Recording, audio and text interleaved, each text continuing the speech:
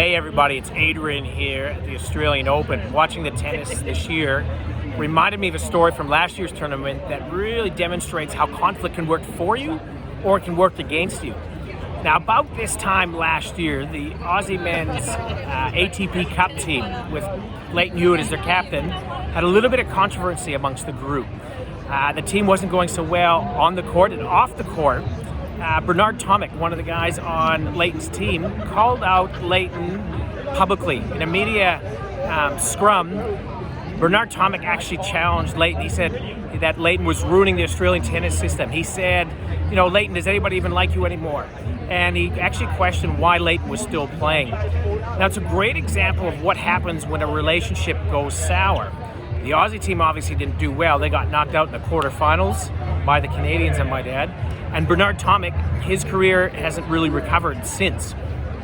Now, around that same time, Nick Kyrgios was also having some issues with Lleyton Hewitt. And he had a little bit of dig at Lleyton over Instagram. He accused Lleyton of favoring certain Aussie players.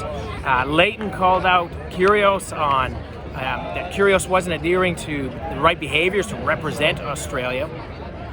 And it kind of reminded me of what happens in the office when things aren't going well. And it's like when gossip takes over. I always like to say gossip is like a drug, right? You get this initial high, but soon after, there's a major fall down and things can spin out of control. Now, luckily for Kyrgios and Lleyton, things didn't spin out of control because a couple months later, after Kyrgios made his dig at Lleyton, it was reported that they got together at Indian Heads, sat down face-to-face, one-on-one, and had a discussion. I suspect some feedback was traded amongst that discussion. They shared the impacts of what each other's behaviors were doing, and they were able to make some concessions and come to agreement about how they could work. Now, what's the outcome of that? Well, first of all, this year's ATP Cup team had a better performance. Kyrgios is now ranked number 23 in the world, so he's improved, and he's even got Lleyton Hewitt in his corner, in his entourage during the games. And Lleyton has actually come out and he's used praise in public. He's called Kyrgios the ultimate team player. Now, these two stories are a great example about conflict. When I talk about conflict, there's inner sanctum behaviors and there's outer sanctum behaviors.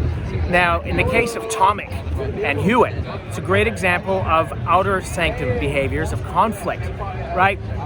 You're focusing and you're attacking an individual. You're not actually working towards a solution. And you're talking about people behind their back instead of in front of them. Whereas you look at what happened with Kyrgios, they're great examples of how to deal with conflict and entering into the inner sanctum of conflict. You're dealing one-on-one. You're talking about the issues and not attacking the individual.